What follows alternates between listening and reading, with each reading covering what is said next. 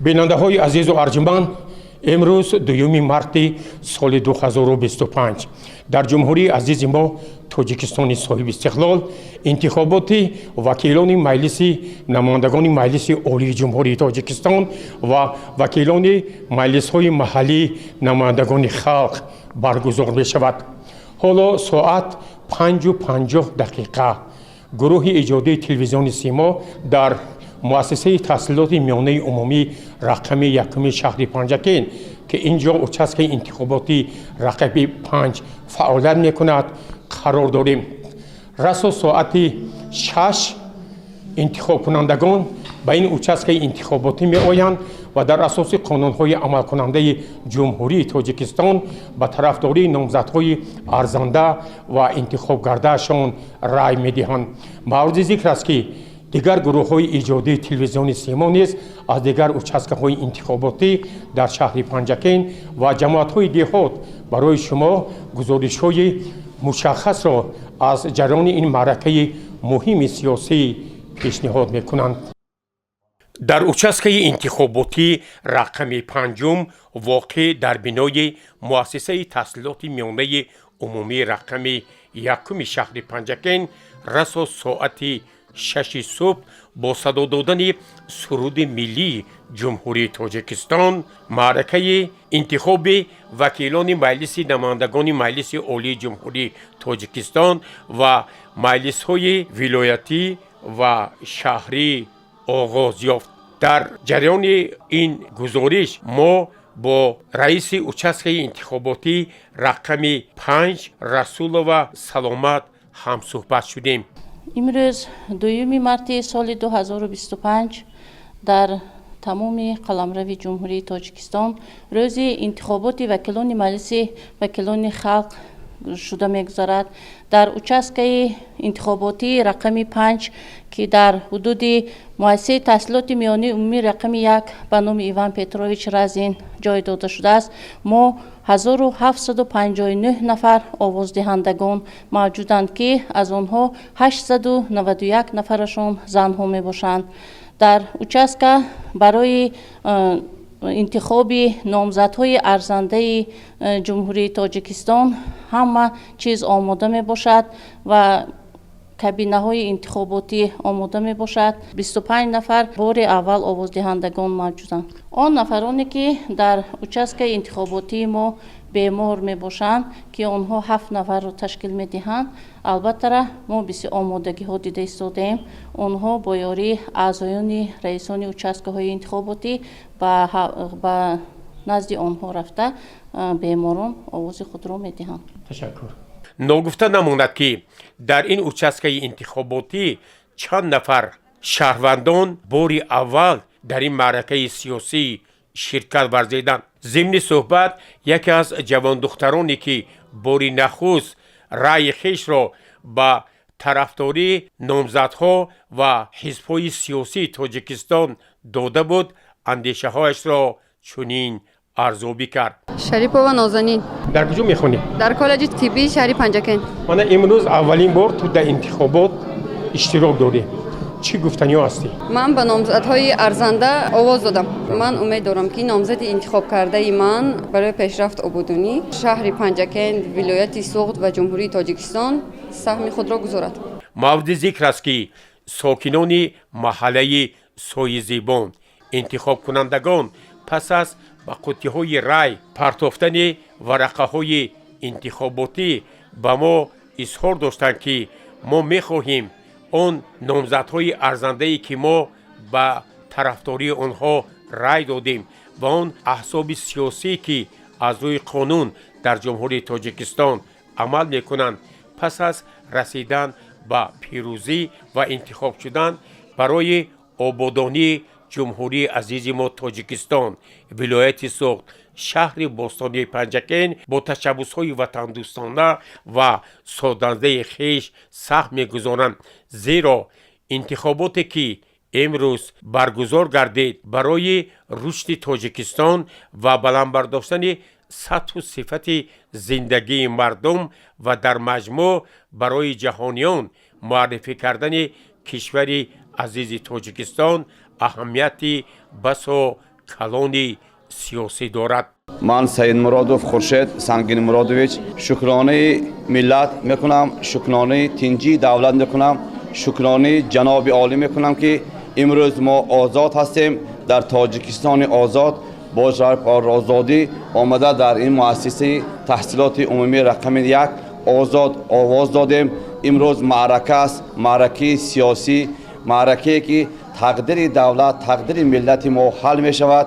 امروز با خواهش خود من صبح صادقان به این مؤسسه آمده آواز دادم برای فرزندان ارزنده ملت که برای این منصب ارزنده هستند آواز دادم و باوری کامل دارم که اینها بعد از عنوانها وظیفه‌های خود را اشغال کردن برای خلق و ملت تاجیک، خلق و ملت پنجکنت باستانی ما خدمت شایان کنند. شما هم یکی از اولین شما در این مؤسسه تعلیمی و آواز دادید. از همین وکیلی که شما انتخاب کردید چه آرزوی تمنا دارید؟ آرزو داریم که همین خلق را خدمت کنم. خب برای آبادی تاجیکستان، برای خلق پنجکن صحبت کنم و شهر را آباد کنم. در همین خصوص که انتخاباتی شرایط آوازدهی چقدر تشکیل شده است؟ بسیار زیبا، بسیار عالی. همه شرایط است. همه شما با رحمت. شما وکیلی خودتون انتخاب کردید آزادانه شفاف. یا امروز به شما تاثیر نداره؟ نه، همه به درجه عالی زیبا. خودتون انتخاب کردید؟ آموزگار مؤسسه تحصیلات میانه عمومی رقم 1 امین و میسره باجین.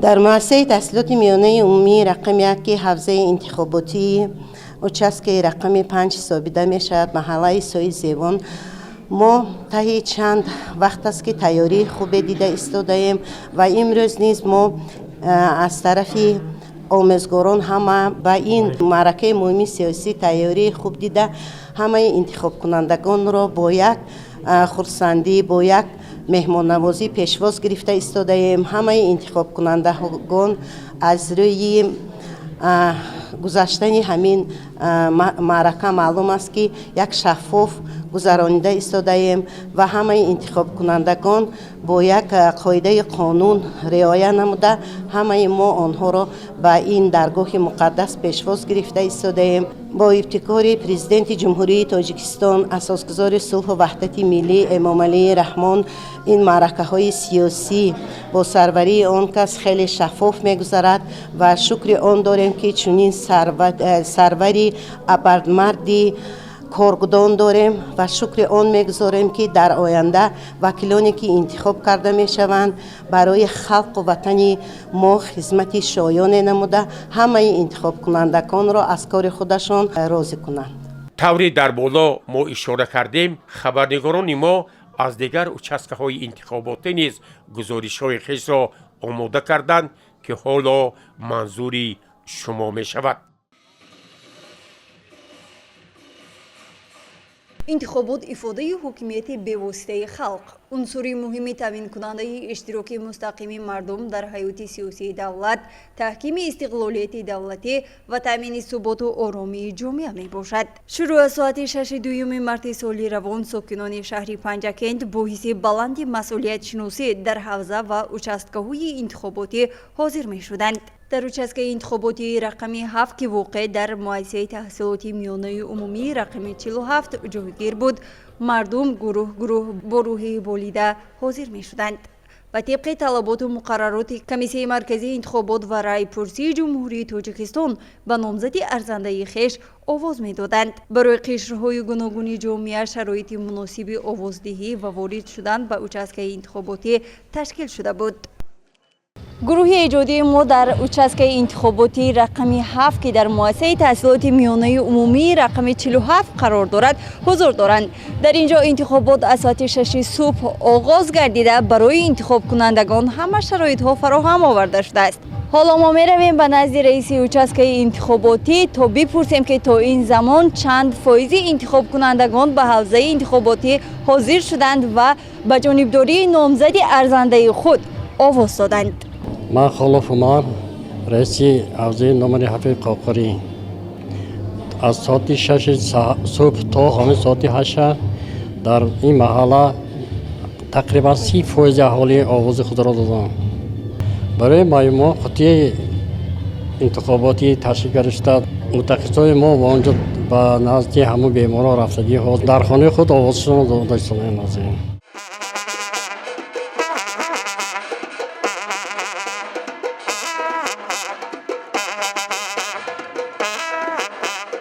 عبدالخالق خالقزاده رئیس شهری پنجکند در معرکه آوازدهی فعالانه شرکت نموده ضمن آوازدهی گفت که انتخابات معرکه مهم سیاسی و نشانه دولت حقوق بنیاد و دموکراسی بوده. اشتراک در این پدیده دولت حقوق بنیاد و ملی قرض شهروندی کفیل ثبات و آرامی و پیشرفت و ترقیات دولت و ملت است. قید کردن به مورد است که در انتخابات مذکور جوانانی که باری اول حقوق اشتراک در انتخابات را پیدا نمودند به جانبداری نامزدی ارزنده آواز داده با تحفه قدردانی گردیدند.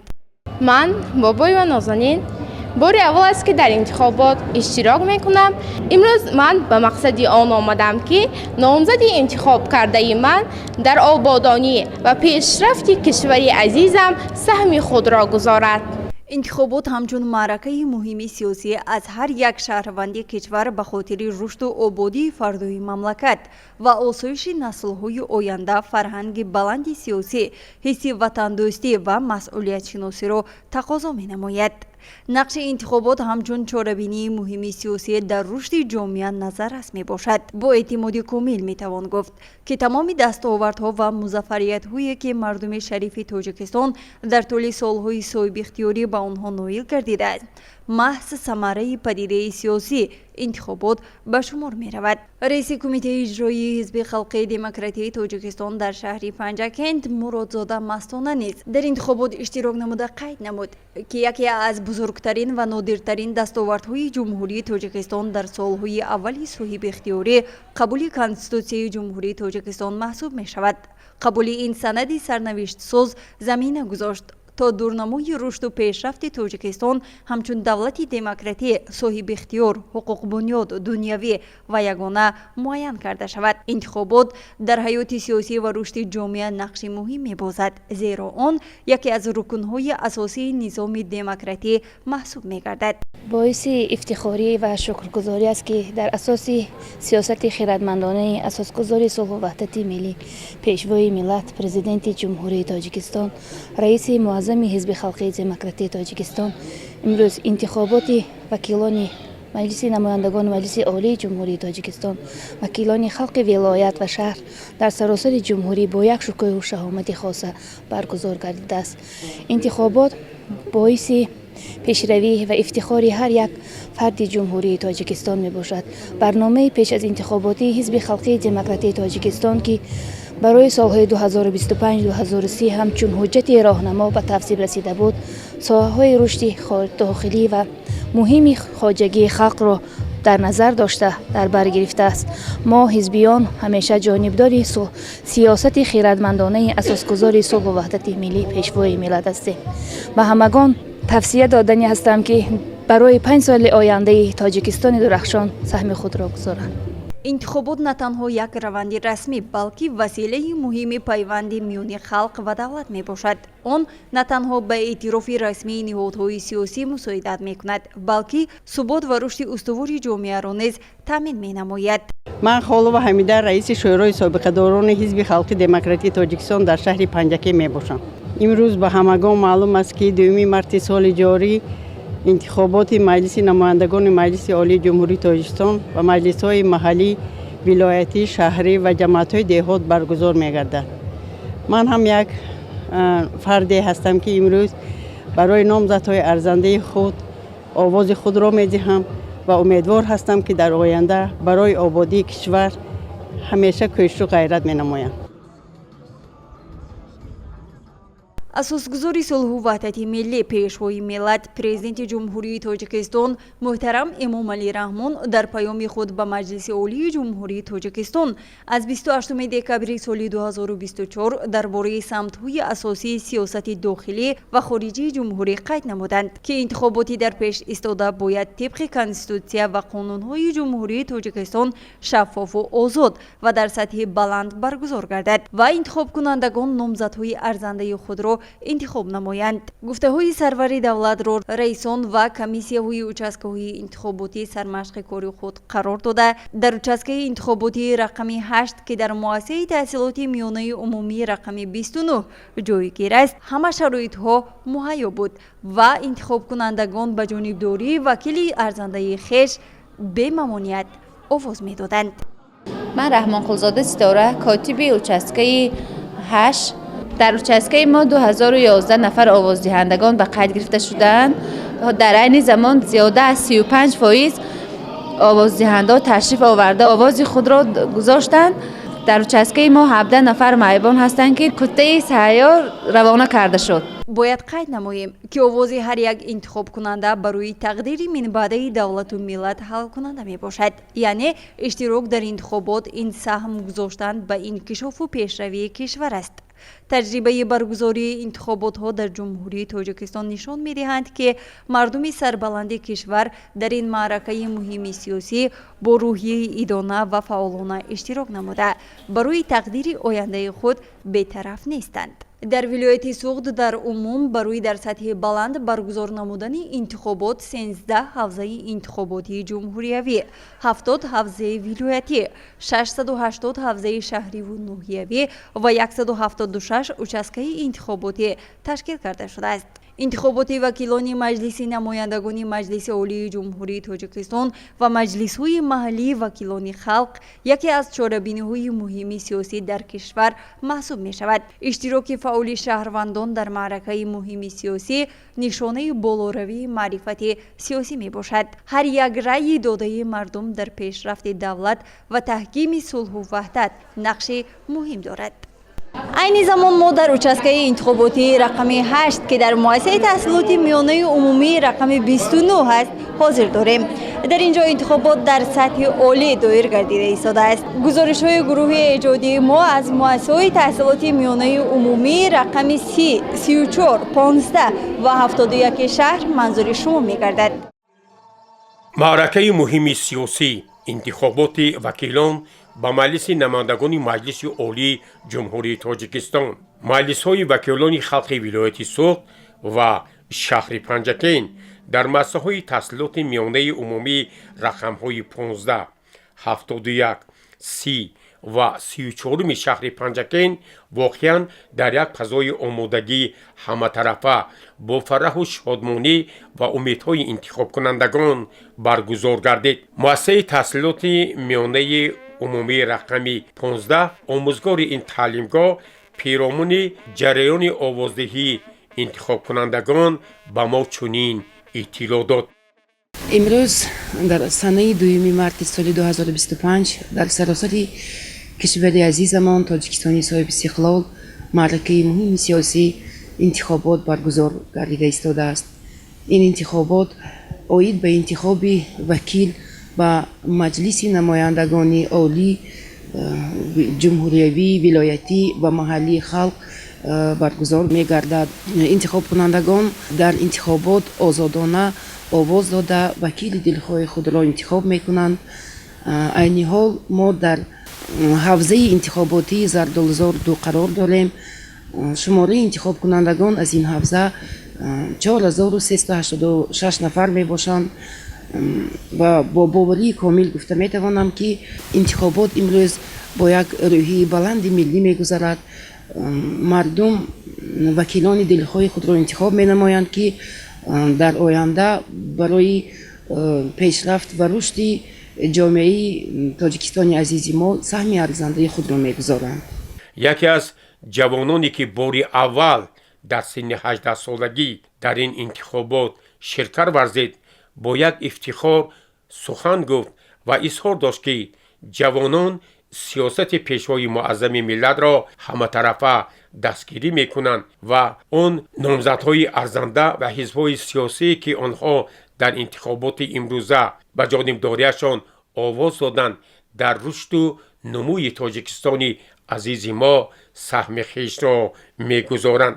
ба ман ҳамчун як ҷавони даврони соҳиби ихтиёрии миллат муяссар гардид ки дар чорабинии сиёсии муҳими кишвар интихобот ширкат варзам ва овози худро гузорам ва умедворам ки овози ман حل کننده می باشد. در مؤسسه تحصیلات میانه عمومی رقم 71 یک نفر انتخاب کننده 8 ساله و سرور این مؤسسه تحصیلات میانه عمومی پیرامون برگزاری و جریان انتخابات چنین اطلاع دادند. من نهرو مقصود سعیدовна می باشم. امروز در سراسر تاجیکستان عزیز ما عید بالای عید است، زیرا شهروندان ما امروز آمده و участковый انتخاباتی با نامزدهای ارزنده آواز داده ایستادند. من نیز یکی از شهروندان شهر پنجکی می باشم که امروز در участковый شادیانه یک آمده با نامزدهای ارزنده آواز خود را دادم و ما تاجیکستانیان حس نمودیم که بار دیگر آواز ما حل کننده است و برای آبادی تاجیکستان همیشه کوشش و غیرت می نماییم. من آرزوده ابراهیمجان از آن پسو هستم که به وکیل خود آواز دادم و به سن 18 رانده آمده انتخابات و با آواز وکیل خود آواز دادم.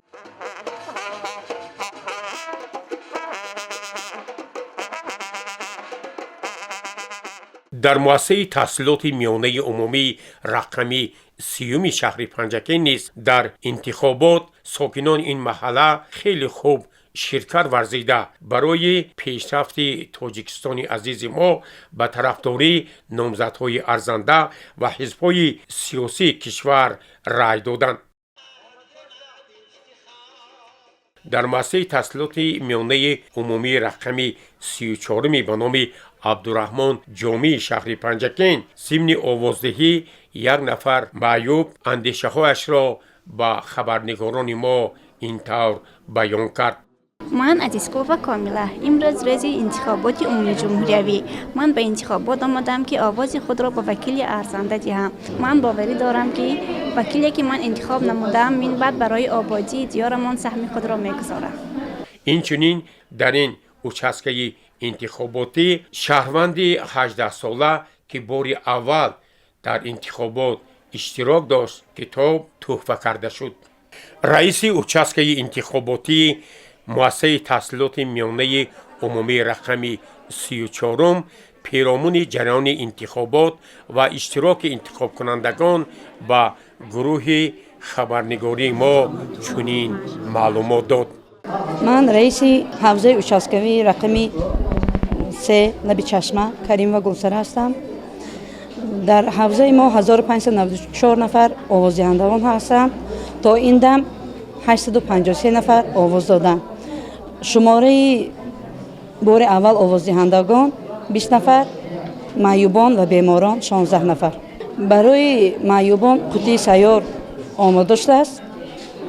شخصان مسئول به خانه آنها دسترس می‌نمایند. در بینای دانشکده آموزگاری تاجیکستان در شهر پنجکین участковый انتخاباتی رقمی 49 به این معرکه مهم سیاسی همطرفه آماده دیده از صبح صادق یعنی از ساعت 6 پگاه روزی همه انتخاب کنندگان این участка برای رای دادن به قوطی‌های آوازدهی آمدند. مورد ذکر است که از طرف مسئولین участковый انتخاباتی رقم 49 برای انتخاب وکیلان به مجلس نمایندگان مجلس عالی جمهوری تاجیکستان از حوزه پنجکین رقم 21 حوزه ولایتی رقم 23 و حوزه شهری تمام امکانات ها فراهم آورده شدند. آموزگار دانشکده آموزگاری تاجیکستان دلارام اسماعیلووا پیرامون جریان این معرکه مهم سیاسی اندیشه هایش را چنین بیان کرد. اسماعیل و دلارام هستم، کاتب کمیسیه انتخاباتی و وکیلان مجلس نمایندگان مجلس عالی جمهوری تاجیکستان در участковый رقمی 3 از حوزه زردالوزار. و معلومات شما میرسانم که در участка 1818 نفر انتخاب کننده که از اون 971 نفرشان زن می باشند، 12 نفرشان معیوب می باشند و 81 نفر آوازدهندگانی که بار اول آواز медиҳанд. Дар участка ҳамаи шароит барои овоздиҳандагон муҳайё аст. хона барои маъюбон, хона барои модару кӯдак, бунгоҳи тиббӣ ва чӣ хеле ки мебинед овоздиҳандагон дарк карда истоданд ки ҳар як овози онҳо ҳалкунанда мебошад. ҳамин тавр дар ҳамаи участкаҳои интихоботие ки гурӯҳҳои иҷодии мо фаъолият доштанд, ин маъракаи муҳими сиёсӣ бо як омодагии ҳаматарафа ва иштироки фаъолонаи интихобкунандагон доир шуданд.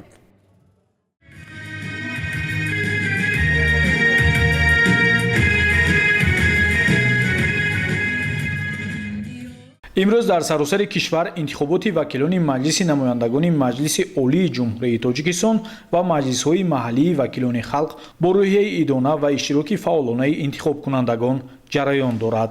дар шаҳру деҳоти Панҷакен маъракаи муҳими сиёсӣ интихоботи вакилони маҷлиси намояндагон ва маҷлисҳои маҳаллӣ соати 6 субҳ бо садо додани суруди миллии ҷумҳурии тоҷикистон ва иштироки интихобкунандагони зиёд оғоз гардид. дар шаҳр барои дар сатҳи баланди сиёсӣ ва ташкили баргузор намудани ин маъракаи муҳими сиёсӣ як ҳавзаи интихоботии ҷумҳуриявӣ, 7 ҳавзаи вилоятӣ, 40 ҳавзаи шаҳрӣ, 355 ҳавзаи интихоботии ҷамоатӣ деҳот ва 136 участкаи интихоботӣ ташкил карда дар давраи омодагӣ ба интихобот корҳои зиёди ташкилӣ ва тарғиботӣ ба роҳ монда шуд. дар ин замина дар ҷамоати деҳоти Саразм участкаҳои интихоботӣ барои ба таври демократӣ ва озоду шаффоф баргузор шудани ҷараёни овоздиҳӣ ҳамаи шароити зарурӣ муҳайё карда шудааст. омӯзгори собиқадори муассисаи таҳсилоти миёнаи умумӣ номери 72 шаҳраки Саразм Маҳмудов Сафаралӣ имрӯз субҳи барвақт тамоми бошандагони ҷумҳурии тоҷикистон аз он ҷумла шаҳри деҳоти Панҷакен интизори он буданд ки дар интихоботи вакилони барои маҷлиси намояндагон барои вилоят ва маҳал шаҳр ва маҳал иштирок мекунанд. бинобар ин ҳам тамоми бошандагон баъд аз саршави интихобот соати 6 ба ин ҷо ҳозир шуданд. айни замон 35 нафар ҷавононе ки бори аввал ҳуқуқи овоз додан доштанд ва 2 нафар субҳи барвақт овоз дода мо онҳоро ба ин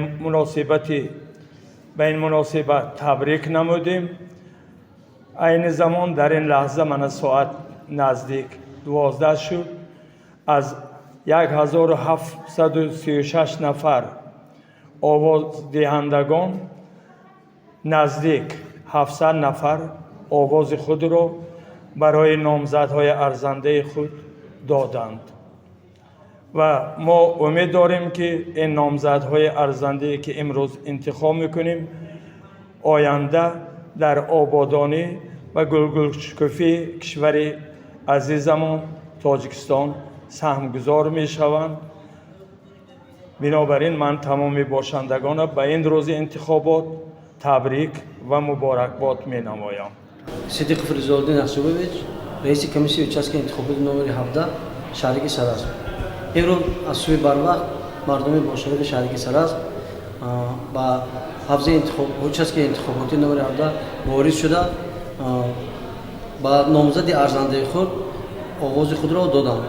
ин саҳри ба он нафароне ки бори аввал синашон ба 18 расад ва бори аввал овози худро ба номзадаи арзандаи худ медиҳанд, ба онҳо тӯҳфаи хотиравӣ аз номи участки интихоботи номери 17 дода шуд.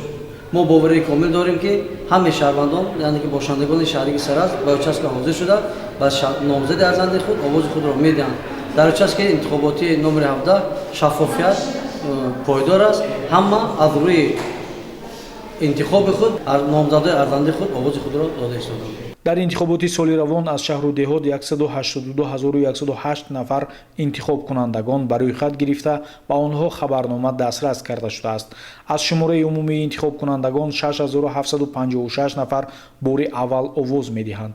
онҳо дар участкаҳои интихоботӣ бо шодмонӣ пешвоз гирифта табрик гуфта барояшон тӯҳфаҳои хотиравӣ тақдим карда тартиби овоздиҳӣ бори дигар ёдрас карда мешавад. من آمانова نیلوفر خواننده صنف 11 مؤسسه تحصیلات میانه عمومی رقم 4 می باشم. خوشبخت از آنم که من امروز در اچسک انتخاباتی قرار دارم و بار اول در تعداد انتخاب کنندگان هستم. من البته به نامزد ارزنده خود آواز می دهم. برای بهزیستی وطن عزیز خود حصه خود را می گذارم. من دوران تاجی می باشم. انتخابات участке 21 دهه چمقلا جماعت سرازم. من امروز نسبت به پیشتر انتخابات خیلی خوشرو، خیلی جنناک، خیلی درجه بلند گذشت. مردم ها همه هم بر وقت آمدن. الان من حاضر قریب 85% آواز داده شدم. همین خاطر بوده ها باشدم درجه اعلا کیفیت بلند ما خیلی خرسند شدیم.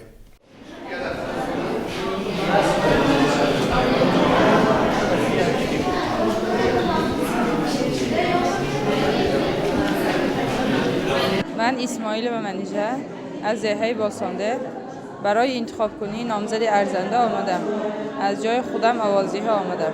امیدوارم که نامزد انتخاب کرده من جای گیرد. барои интихобкунандагоне ки бо сабаби вазъи саломатӣ ба участкаҳои интихоботӣ омада наметавонанд ва шумораашон дар шаҳри панҷакент 924 нафар ба қайд гирифта шудааст, қуттиҳои сайёр ташкил шудааст. ман абдуғафур хайруллоев аъзои комиссияи интихобот мо ҳозир қишлоқҳо рафтем як 11 та хонава биромда касалоя хабар гирифта ҳамин интихобот ба وای آواز داده وای گرفته.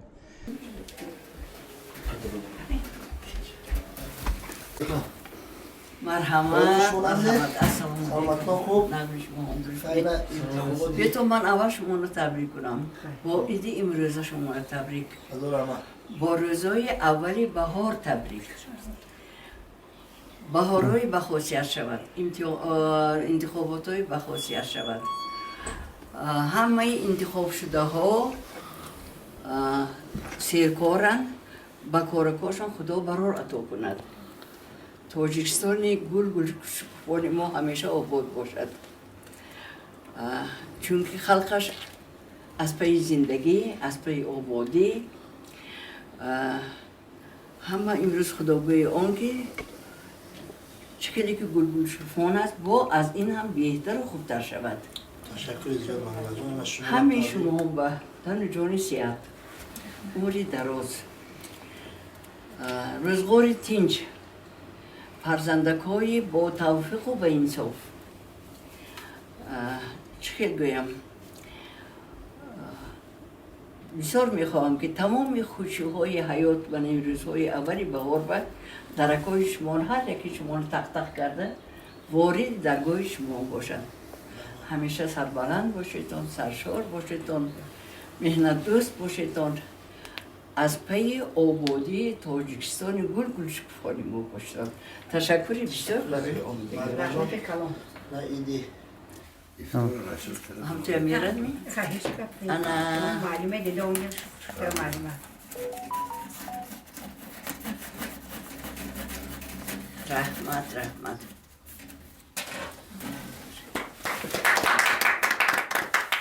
овоздиҳӣ дар тамоми участкаҳои интихоботӣ аз ҷумла участкаи интихоботии 22 деҳаи камар идома дошта сокинон бо рӯҳияи баланди ватандорӣ дар ин маъракаи муҳим ширкат меварзанд. من نظر عبدالخالق ساکن دهه کمر جماعت سرازم من امروز من انتخابات رو آمدم من پسندم هست که انتخابات وکیلان خلق را انتخاب کردم که آنها آینده تاجیکستان است. дар маҷмӯъ сокинони шаҳри панҷакент дар интихобот бо ҷонибдории вакилони писандидаашон рай дода ба ин аз сиясати давлат рушди иқтисоду иҷтимоиёт таҳкими сулҳу ваҳдат содиқона ҷонибдорӣ менамоянд. сокинони деҳаи кабудсанги ҷамоати диҳоти халифа ҳасан дар қатори дигар шаҳрвандон бо эҳсоси баланди масъулиятшиносӣ ва садоқат ба давлату миллат раъи худро ба тарафдории номзадҳои арзанда доданд. тоҷикистони соҳибистиқлоли мо зинда бод. гулшукуфоии доими он зинда бод. аввало ассалому алайкум. ман ҳамчун котиби участкаи интихоботи 41 оид ба интихоботи маҷлиси вакилони халқи намояндагони маҷлиси олии ҷумҳурии тоҷикистон аз ҳавзаи 21 панҷакент мебошам. дар интихоботи имрӯзаи мо дар як сатҳи баланд гузаронда истодааст. аллакай мана мардум бо як маҳорати баланд ташриф оварда бо ҳамин депутатҳои арзандаи худашон овозҳои худро дода истоданд ва дар участки интихоботи мо ҳамагӣ 2800 нафар интихобкунанда мавҷуд буда. аз он ҷумла 183 нафараш бори аввал мебошад ва боз 9 нафар хонандагони мо ки ҳамин сол ҳоли таҳсил карда истоданд ба синни 18 то 2 март то рӯзсанаи интихобот овозҳои худро доданд. бо як шаффофият бо як демократии тоҷикистони мо арзанда ҳамчун ҳисоб намуда барои ояндаи фаъолияти депутатҳое ки дар пеши сода ки фаъолият карда чи интихоб шуданд ва мо мехоҳем ки боз ҳам дар сатҳи баланд бардоштани тамоми соҳаи ҳаёти иҷтимоӣ, сиёсӣ, иқтисодии ҷумҳурии тоҷикистонро саҳми арзандаи худро гузоранд. то ин дам чӣ қадар иштирок карданд? ҳозир 655 нафар интихобкунандагон аллакай иштирок карданд. бо иштирок карда истоданд давом доштанд. қаҳорова ҷасмина бори аввал дар интихобот иштирок кардам, бо овозҳои пинхонӣ овоз додам ва мехоҳам номзадҳои овоздодаи худам мехоҳам ғолиб шавам. интихоботи вакилони маҷлиси намояндагони маҷлиси олии ҷумҳурии тоҷикистон ва маҷлисҳои маҳаллии вакилони халқ яке аз чорабиниҳои муҳими сиёсӣ дар кишвар маҳсуб мешавад. иштироки фаъоли бошандагони диҳаи суфиён дар маъракаи муҳими сиёсӣ нишонаи болоравии маърифати сиёсӣ мебошад. ҳар як раъи додаи мардум дар пешрафти давлат ва таҳкими сулҳу ваҳдат нақши муҳим хоҳад дошт. дар участкаи мо 1300 нафар овоздиҳандагон буданд. то ҳол 750 нафар овоз доданд. халқ хело бисёр хуб омадосанд, иштирок кардосанд. интихобот шаффоф гузаштааст, дар назорат аст. 4 нафар якум овоздиҳандагон 2007 соли таваллудшон 2007 чорашон ҳам иштирок карданд. бо тӯҳфаҳо сарфароз гардондем. умедворем ки интихобот шаффоф ва тинҷ мегузарад. ساکن دهه صوفیان قربان طایر همچنین انتخاب کننده من امروز با نامزدهای ارزنده همین شهر ما نامزدهای دهه ما همشه آواز دادم. من خدا خواهد امیدواریم که با همون دیپوتاتایی که نو شده استادیم با منفعت خلق و منفعت مردم کار میکنن. ما یک دلانه و وکیلان و امیدواره آواز داده استادیم. дар интихоботи даъвати нави вакилони маҷлиси намояндагони маҷлиси олии ҷумҳурии тоҷикистон ва маҷлисҳои маҳаллии вакилони халқ сокинони деҳаи ваҳдати ҷамоати деҳотӣ хурмӣ ки участкаи интихоботии рақами 31 дар ҳудуди он ҷойгир аст чун дигар сокинони мамлакат бо эҳсоси баланди ватандӯстӣ ва ифтихор аз давлату давлатдорӣ иштирок намуда овоз доданд. ман муҳаммадӣ зафарҷон сокини деҳаи ваҳдат ман барои участкаи интихоботамда бар вакили арзандаи худ овози худро додам. тавре мушоҳида мегардад интихобот дар ҷамоатҳои деҳот низ дар фазои орому осуда ва суботи сиёсию иҷтимоӣ ҷараён гирифта мардум озодона ба ҷонибдории номзадҳо ва ҳизбҳои хостаи худ овоз медиҳанд. участкаҳои интихоботӣ соати 22 март баста мешавад. тибқи иттилои кумитаи марказии интихобот ва райпурсии ҷумҳурии тоҷикистон натиҷаҳои пешакии интихобот дар давоми 24 соат пас аз анҷоми овоздиҳӣ ва натиҷаҳои ниҳоӣ на дертар аз 2 ҳафта эълон хоҳанд шуд.